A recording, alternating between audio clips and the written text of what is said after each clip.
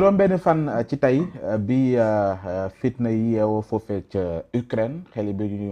bu ñu dajee dañuy dem ci ki nga xam te ne mooy Vladimir Poutine mi nga xam te ne moo sooke lépp jàpp ni warul mun a nangu réew mi di Ukraine di laaj dugg ci biir OTAN depuis booba sàkk woon ci ñoom ñu delluwaat ginnaaw lu ko mooy dana leen fekki foofa teg leen loxo bi mu ko waxee léegi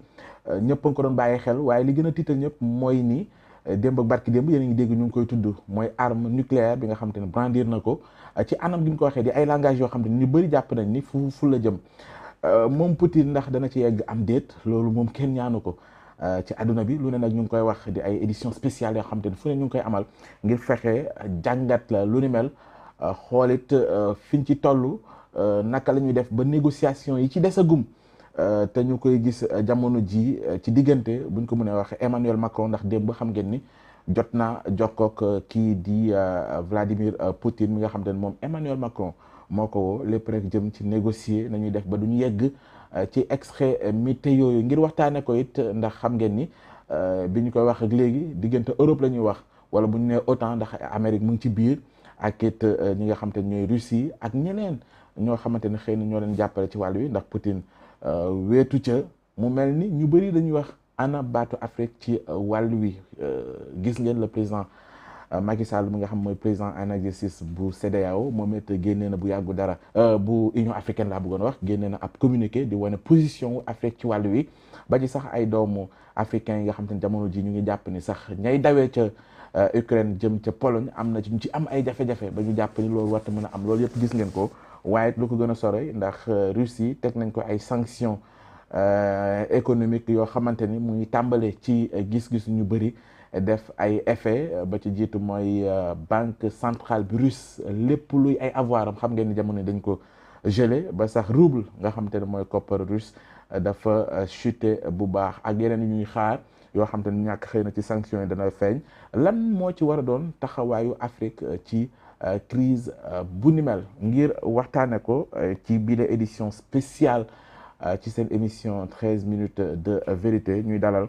Daouda Tall moom nag consultant la am xam-xam ci wàll wi di président bu think tank IDEA Sénégal nekkit ex éditorialiste maanaam Africa 24 TV ak fële ca Paris waaye it bokk na ci ñi nga xamante ne dañu koy solliciter yu ci ëpp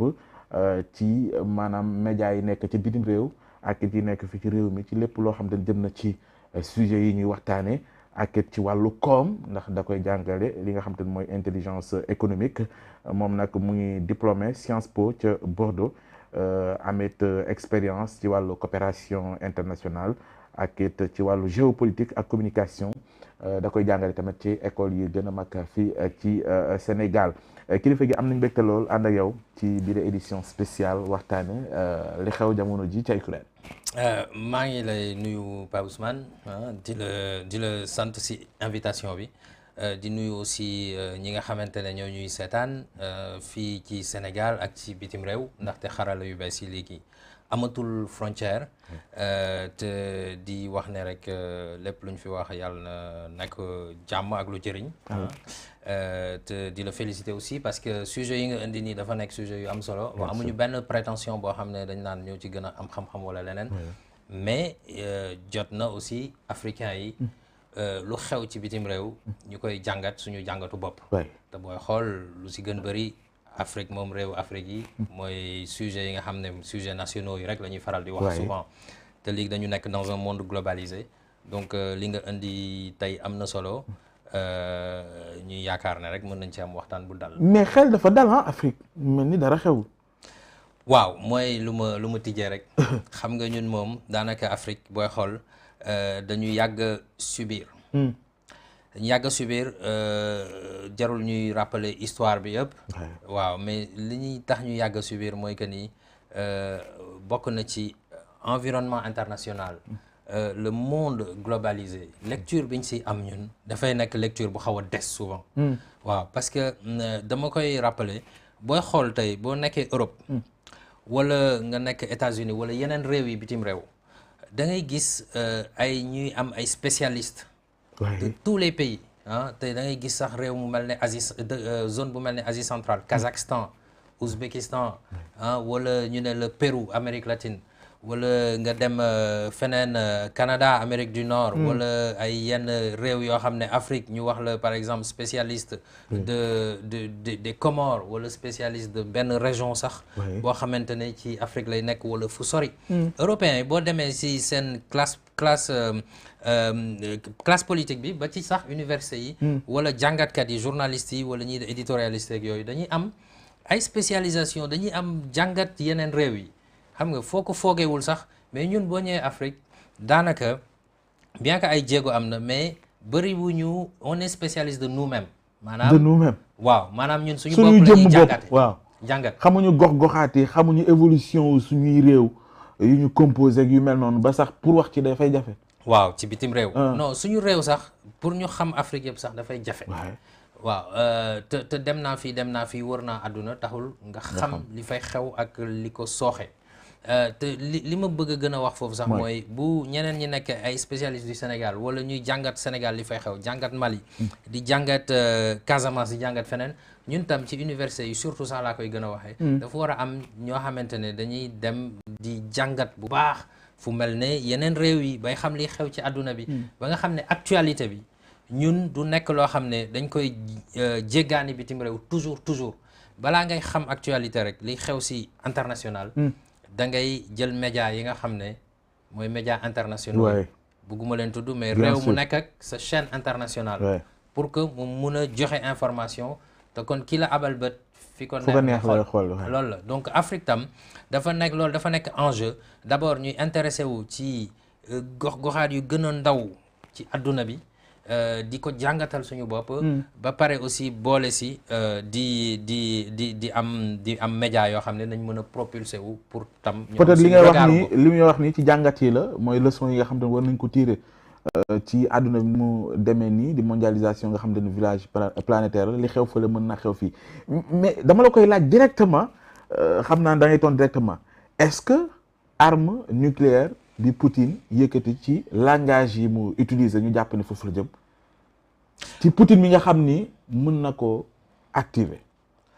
alors fi mu ci toll nii. langage bu mu utiliser c'est clair que loolu la junj mooy ni que li may def ci wax bu oyof wax bu simple mooy que ni li may def di ko def ci Ukraine képp ku ko bëgg a gàllankoor di nga mës a subir loo xamante ne mosoo ko subir ci sa histoire mais loolu mënul nekk leneen lu dul junj bombe atomique waaw nucléaire loolu dëgg la donc je pense que message boobu tam nit ñi jàngat nañ ko bu baax après nag est-ce que dina dem ba egg foofu bu nekkee sa question fa la jëm man gëmuma loolu waaw gëmoo sama gëm-gëm yow gëm nga ni Poutine dina wax dara lu mu dul def Poutine mi ñu xam waaw non wala boog bi ñu gis nga xamante ni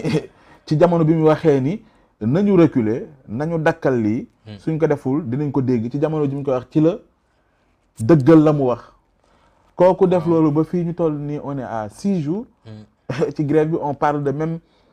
Kiev boo moytul démb ci guddi lañ doon wax ni na ci teg loxo te avancé bi gën na sori même ñuy gis sax ay suñ ko mënee waxee loolu ay images yu bàyyeekoo ci les États-Unis yu wane ni effectivement am na convoi bu am doole boo xam te ñu ngi jëm ci Kiev te boo moytul nañ ko teg loxo ki wax loolu ba léegi ca la mu wax jugu ca kooku dina wax ni dinaa sóobu ci lee nga ni gëmoo ko fan nga koy teg waaw comprendre naa pas Ousmane sa remarque bi nga def dëgg la boo xoolee personnalité Poutine en général lu muy wax daf koy gëm waaw njiit la boo xam ne lu mu wax rek daf ko gëm loolu mën nañ ko jàngat mais tam wax ne dem attaquer Ukraine bokkul ak jël bombe atomique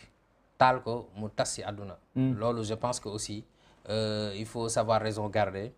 menace bi am na ku def lii ku gàllankoor di nga subir nangam loolu am na te tam bu ñu xoolee arsenal bu mu yor mën nañ xam ne aussi loolu lu mën a nekk la waaw voilà portée bi ngay wax nii maanaam ñoom technologie bi ñu développé am nañ bombe atomique boo xam ne mën na dem portée 10 000 kilomètres ne lañ mën voilà 10 000 kilomètres tey boo xoolee diggante ñun ak France ay 6 000 kilomètres la à peu près donc mooy maanaam xam romb nañu nga sax. waaw kon gis nga loolu te li mu mën a rey fi mu mën a atteindre yaatu na lool donc mais loolu yëpp dañ koy jàppee xëy na menace mais pour que ñu egg ci loolu il faut que aussi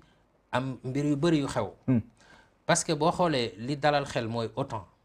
organisation du traité de l'Atlantique Nord bi nga xamante ne mooy article 5 am ci charte am dafa ne koo xamante ne laal nga réew mu bokk ci OTAN dafa mel ne OTAN yëpp nga laal dinañ ko défendre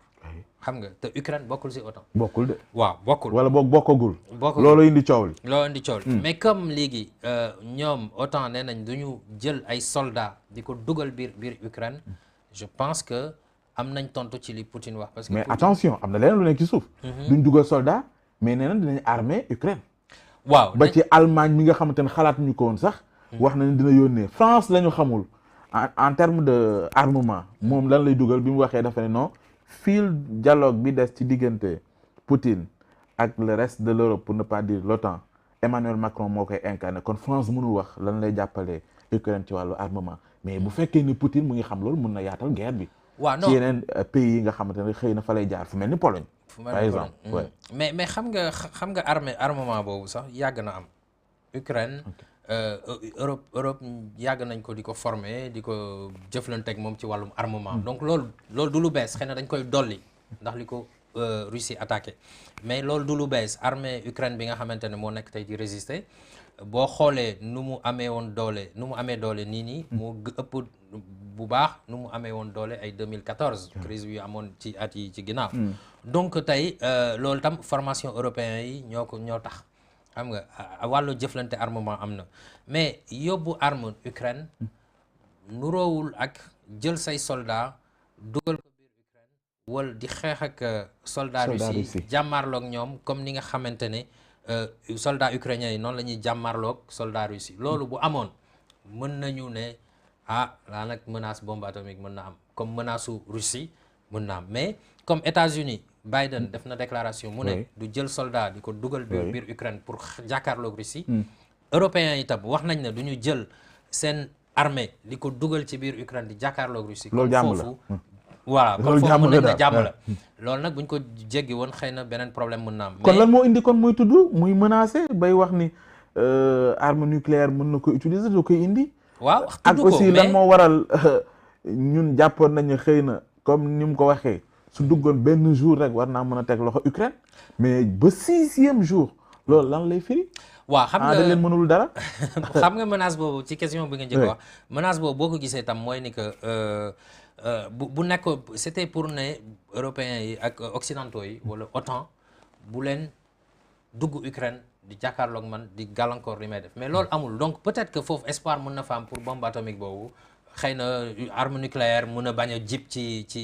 jóge ci Russie bon dañuy analyser man loolu laa gëm mais nag tout est possible aussi oui léegi comme évolution escalade xam nga guerre moom ba ci guerre mondiale fu nekk lay amee bin avion bu daw dugg fu mu warul dugg xam nga affaire escalade ñëw loolu duñ ko ñaan mais loolu tam mi ngi si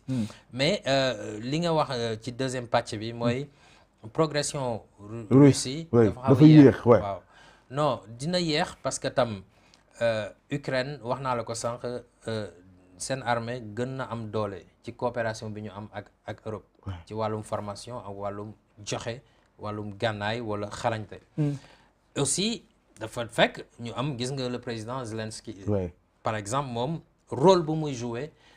ci leadership bi nga xamante ne am na ko parce que tam day tax ukrainiens yi ñëw taxaw pour défendre seen bopp il paraît que nit ñaa ngi rang pour mën a jël arme wala defar ay cocktail molotov pour xeex donc loolu xëy na Poutine xëy na xalaatewuloon résistance boobu patriotisme boobu parce que tam booy xool dafa am composition population yi daf si am ñoo xamante ne ils sont pro-russes am ñoo xamante ne aussi mooy d'ailleurs les territoires yi nga xamante ne Russie moom loolu lay avancer comme prétexte aussi pour mën leen défendre parce que dafa jàpp ne ils sont pro-russes donc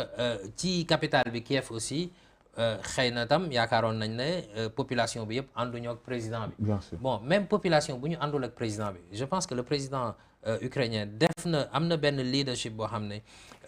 bon le fait que mu nekk un artiste comédien xëy na joué na si parce que tam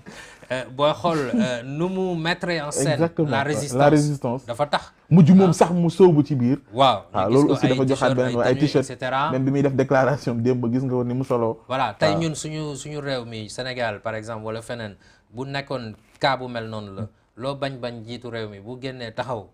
mel na kuy xeex moom tam di nga ànd ak def benn mise en scène communication am na solo ba loo bañ aussi njiitu réew mi di nga nekk kii kat voilà da nga yëg sa bopp fierté boobu je pense que loolu tam am na solo loo xam ne xaw na yéexal xëy na mbir yi nga xamante ne Russie mu ngi ko doon fooge te tam mobilisation internationale bon arme ñëw na aide humanitaire et cetera donc je pense que loolu tam du yomb daal du yomb ci munoo ñëw rek dox ci kaw ay population c'est important mais déjà am na sanction yi am ci wàllu économie jëm ci Russie dinañ ci ñëw mais Poutine également dàqul ay négociations am na lu mu teg ci table ji ne bu amee dina dellu ginnaaw loolu aussi li mu wax ni déjà désertification li nga xam te ne moom mooy Ukraine wax également ñu utal ko statut bu neutre te fexe désarmer ko est-ce que jàpp nga ba pare fu mel ni la Crimée ñu nangu ni état reconnaître ne état autonome la yooyu yëpp boo koy xool mu teg ci table jàpp nga ni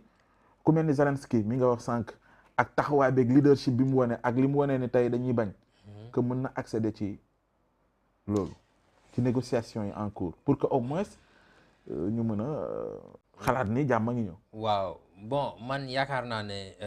point bi nga xamante ne mooy Kiev mu nekk statut mu nekk statut neutre daal oui man loolu gëmuma ne Zelensky dina ko nangu ak peuple ukrainien parce que ñoom loolu la ñuy bañ justement résistance bi yëpp loolu la mooy que ni Ukraine état indépendant la Kiev capitale bi moom tam ci réew bu indépendant la nekk donc loolu yaakaaruma ne ñu egg ba foofu ba nga xam ne ukrainiens yi dinañ nangu loolu changement boobu waaw ci Kiev ci wàllum maanaam li ngay tuddee bon Crimée tam beneen problème la mais loolu tam côté boobu tam dafa am ay yeneen négociations yoo xam ne je pense que mën nañ ci avancer mais loolu tam man gëmuma ñu cédé lu bëri foofu mais ci nga xamante ne mooy démilitarisation bu ñuy wax ak dénazification mooy xam nga Hitler dafa jàpp ne ñoom ay nazi lañ maanaam am na influence loolu mooy doon jafe-jafe sax en 45 exactement moo nekkoon problème parce que bu ñu fàttali ko aussi Allemagne dafa jëloon ay deuxième guerre mondiale bi ay réew yu bëri ba ci Pologne ba ci et cetera donc esprit boobu mi ngi foofu donc fu mu toll nii booy xool il faut que mu prouver que ni dénazification boobu dafa nekk lu war a am parce que président ukrainien kuy woote démocratie moom démocratie lay wax ba tax mu bëgg a bokk ci Union européenne ci li ñu wax ñoom ay européens lañ démocratie la ñuy oote ci Ukraine donc xam nga démocratie àndul ak nazisme donc quelque part foofu tam il faut que ñu taxaw fa tuuti mu leer parce que Poutine day accuser mu ne dénazification dafa war a am te nazisme xam nga européens yi bàyyi nañ ko allemand yi bàyyi nañ ko le mur de Berlin daanu na 89 91 ñu xool état yi recomposé wu booy xool URSS tas donc foofu dañu jàpp ne nazisme jeex na mais Poutine li mu gëm mooy mi ngi fa ba léegi te tam le fait que Ukraine di rapproché wu ak Union européenne te d'ailleurs demandé nañ adhésion à l'Union européenne donc là c'est la preuve aussi que Union européenne ñoom charte yi ñuy teg li ci gën a am solo pour nga adhérer à l'Union européenne bokk na ci wàllum démocratie maanaam élection yu libre ak droit de l'homme ak yooyu dañ ci téye bu baax après nag interprétation lan mooy droit de l'homme lan mooy démocratie loolu man beneen affaire la mais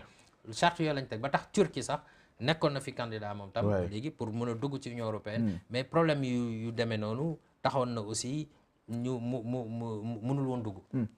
donc kon mënoo yaakaar naa ne réponse bi kii di am rek